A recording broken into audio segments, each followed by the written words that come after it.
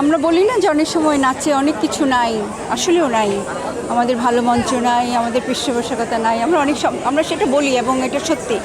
কিন্তু তারপরে যেটা আছে সেটা হচ্ছে যে অকৃত্রিম নাচের প্রতি ভালোবাসা। এই ভালোবাসা আমরা যে এই যে একটার পর একটা প্রজন্ম বহন করছে, এটা আমাদের কাছে সবচেয়ে বেশি বড় প্রাপ্তি। কারণ এই যে একটা ভরতনাট্যমের মধ্যে একটা কঠিন একটা সাবজেক্ট, আমি মনে করি যে খুব সহজে এটা আয়ত্ত করা যায় না। কিন্তু আমাদের সেই 3 বছরের বাচ্চা থেকে শুরু করে আমাদের একদম ডিপ্লোমার বাচ্চাগুলো কি অবলীলায় নাচার সাহস করলো, এগুলো আমাদের অনেক বেশি তৃপ্তি দেয়, আমাদের অনেক বেশি সাহস যোগায়। আর নাচ যে একটা সাধনার বিষয়, এই অনুষ্ঠানগুলো না দেখলে কেউ বুঝতে পারবে না। এই 25 বছরের জার্নিতে আমাদের প্রাপ্তি, সবচেয়ে বড় প্রাপ্তি হচ্ছে আমাদের শিক্ষক এবং ছাত্রছাত্রী একদম মনে থেকে ওরা নাচকে ভালোবেসে নাচের প্রতি কি বলবো, নিজেকে সমর্পণ করে নাচটা শিখে।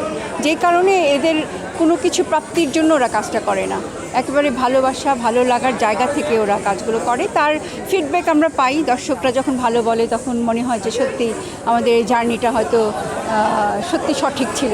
আমি মনে করি আমাদেরও সিনসিয়ারিটিটা ওরা বুঝতে পারে। আমি যখন একটা প্ল্যাটফর্মে যাই, আমি যখন রিহার্সাল শুরু করি, আমি ওদের যাওয়ার আগেই যাওয়ার চেষ্টা করি এবং শেষ পর্যন্ত থেকে ওদের কাজটা করি।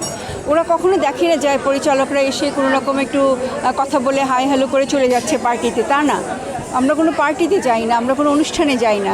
তোমরা নিশ্চয়ই বুঝতে পারো যে এই একটা অনুষ্ঠানের পিছনে কত শ্রম। তো এই শ্রমটা কেউ দেখে না। একটা ইভেন্ট, একটা ইভিনিং দেখলো, শেষ হয়ে গেলো না। এটার পিছনে অনেক শ্রম, অনেক মেধা, অনেক আর্থিক সহায়তা দরকার এবং সব কিছু মিলিয়ে একটা টিমওয়ার্ক। সেই জায়গাটায় আমাদের আসলে অনেকটা সময় দিতে হয় এবং আমরা সময় দেই বলেই ওরা আমাদের এত সময় দেয়। এটা আমি মনে করি পার্ট অফ লাইফ, এই জন্য যে প্রত্যেকেই আমাদের ফলো করে এবং মিস যদি সবসময় নিজেকে সেই জায়গাটা না রাখতে পারে, ওরাও হতাশ হয়।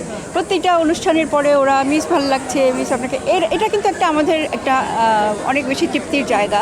কারণ হচ্ছে আমি মনে করি যে কোনো প্রেজেন্টেশন, আমি যখন নাচেও একটা জিনিস প্রেজেন্ট করি, আমি চাইবো নিখুঁতভাবে করতে। আমাদের হয়তো অনেক কিছু করে এত সময় পাওয়া যায় না, তারপরে চেষ্টা করি যে যেহেতু মঞ্চে উঠবো, সেই উপযোগী একটা পোশাক এবং নিজেকে তৈরি করা।